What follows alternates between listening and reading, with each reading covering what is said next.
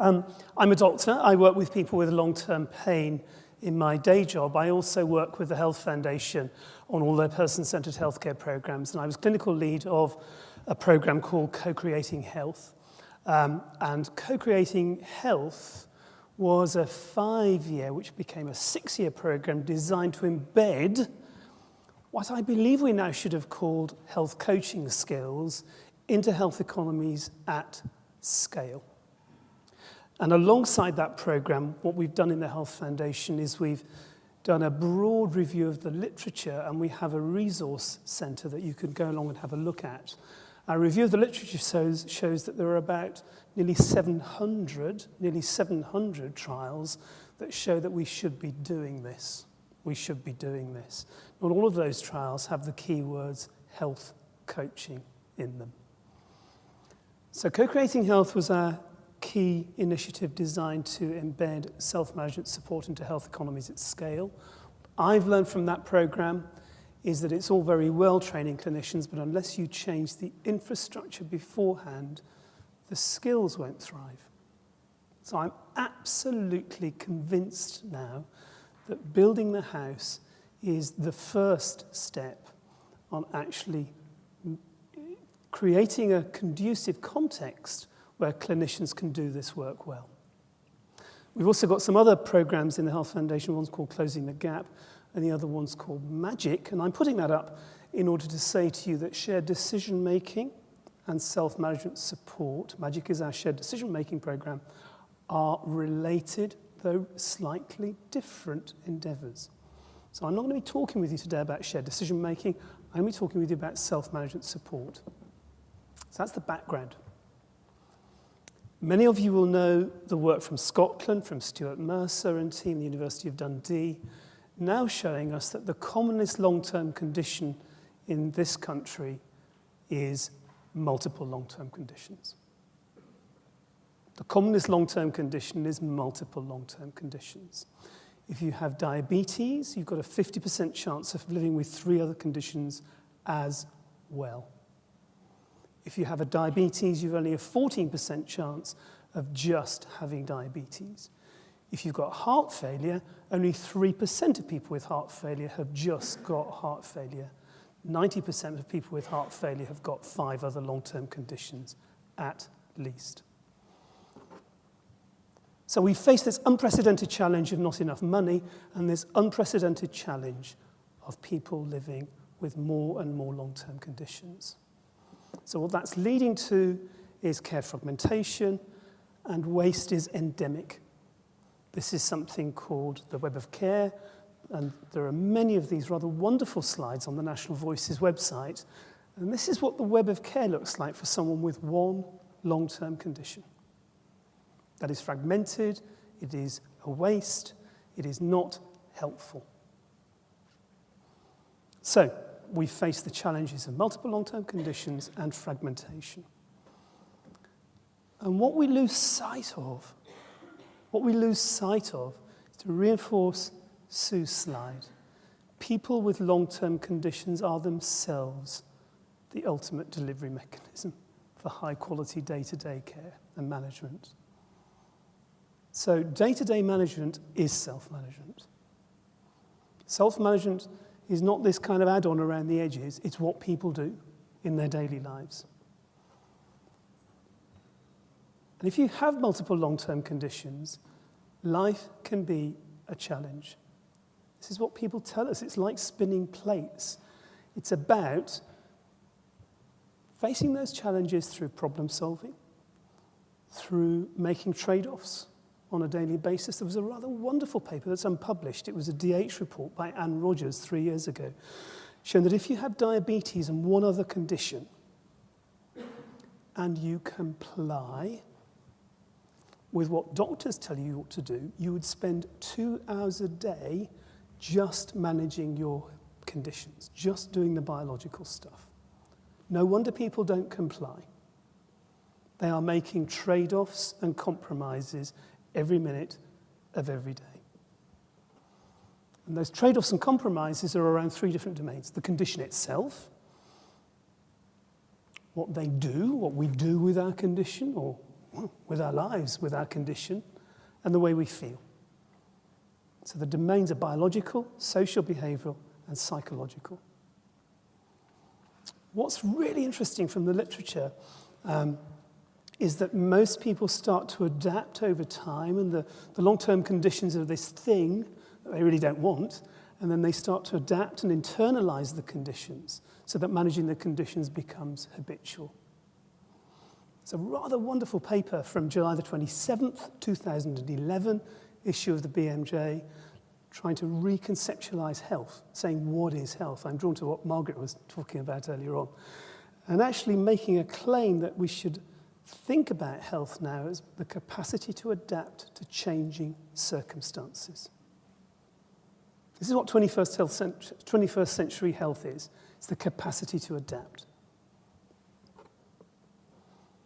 And there's this phrase, there's this concept called activation, which has been brought into this country by Judy Hibbard. Judy's about to be the visiting fellow at the King's Fund. I'm really excited she's coming. And activation is a measure of, and it is the only valid measure of, our knowledge, skills, and confidence to self-manage.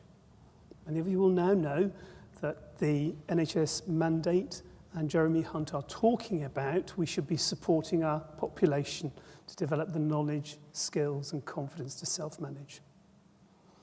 So activation is about supporting people to develop knowledge.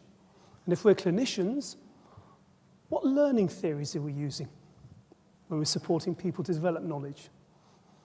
Is what we're doing when we're providing information using with them theoretically principled? How is it that we support people to develop knowledge? Are we trained to support people to develop that knowledge? How is it that public services are supporting people to develop those skills and that confidence? Because we know that in this country, we can look at activation at 4 different levels. Level 4 is us, right? Many of us in this room live with long-term conditions. We're pretty knowledgeable, pretty skillful, pretty confident. We know how to do this stuff. And we know how to go and see, should we face a kind of a crisis. We know who to talk to. We're the lucky ones. To me, this is a crime that there are 3 million people in this country, in England, who either have no knowledge, skills, and confidence, level 1, none. Their health belongs to the state, and it's not their fault. Not their fault. So there's 1 million people have no knowledge, skills, and confidence, and another 2 million have very low levels of knowledge, skills, and confidence. And we know that through invoking broadly what we're now calling a health coaching approach, we can support people on their journey of activation. People at level 1 are high-cost users of health and social services. On average, they die younger, enjoy a worse quality of life than people at level 4. What the hell are we doing as a nation to allow that to continue? What are we doing when we know there are ways to improve that situation? Because what we do is we say, we should do more.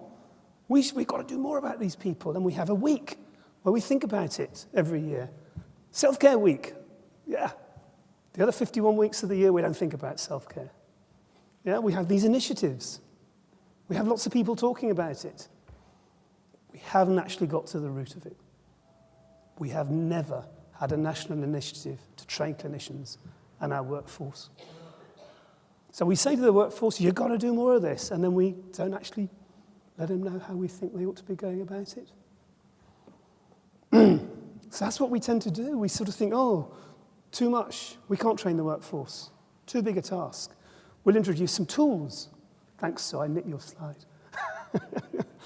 We'll introduce some tools. We'll disrupt the workforce. We'll get them thinking differently. We'll shove a load of decision aids into our health economy. Then they'll do better. Or, we can't be bothered with the doctors. We'll get a few health trainers.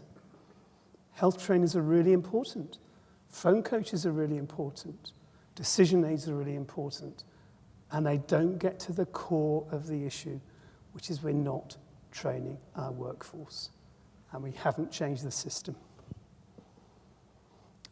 I sort of thought, I'll have a look at what the slides look like on Google. That's the first slide when you put healthcare workforce into Google, right? That's a 20th century model, isn't it? Doctors standing around a bed with stethoscopes, with the supplicant ill patient in a hospital bed. Yeah, that's what Google thinks. That's what comes up.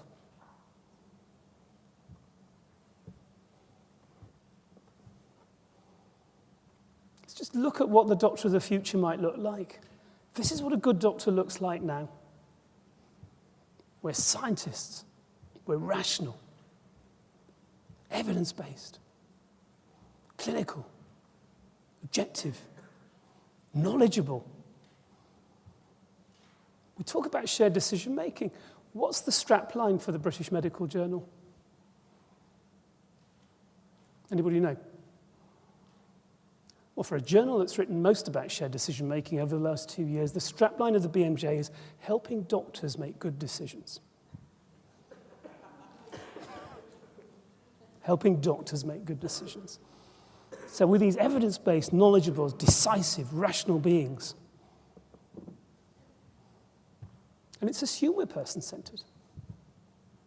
It's assumed that we do the right thing with patients. All these national directives say, you've got to be more patient-centered, more person-centered, but we don't train the workforce. So what can you expect? What can you expect if we don't train them? I put it to you, there is an enormous, yawning skills gap in the workforce. I don't just say this as somebody standing on a stage. I say this as somebody who's been training clinicians in this for the last 15 years. I've trained several thousand clinicians. There is an enormous, yawning skills gap in the workforce, and we face a healthcare crisis in this country. I don't think we need pilots. We've had big programs of work that show us what we need to do. We know what to do now. We know what to do. There is an urgent need to train clinicians and just get on with the job. There's an urgent need to change the system before we do that. I think we need to know more about what clinicians need what skills and where. We need to be really clear about our purpose, what it is we're trying to achieve, and we need to align our workforce development program with a coherent measurement system that helps us understand that we're on our way to achieving our purpose. We have a little bit more work to do around that. Who needs to do what and where? But that shouldn't hold us back. That really shouldn't hold us back. Before we move on and really push for this, I believe very strongly indeed that we need national standards. We need to be clear about what it is we're inviting our workforce to go out and do. I say that for a number of reasons, but one very specific reason is in the COPD literature. Just in the last year, there have been 3 major trials of self-management support, 2 from the UK and 1 from Canada. The 2 UK studies were equivocal. Over usual care, self-management support doesn't make any difference. That's what they said. The Archives of Internal Medicine paper from Canada, from Jean-Paul Beau and colleagues, showed an increased death rate from delivering self-management support for people with COPD. Looking at each of those papers in detail, it was because their self-management support intervention was not theoretically principled. Actually, what happened was that the people with COPD became really, really, really confident to manage their COPD, and they actually hadn't got the knowledge to do it effectively. There's a real story there about getting these national standards right. We all believe in this stuff. Let's do it right. And let's just get on and do it now. What are we waiting for? Thank you.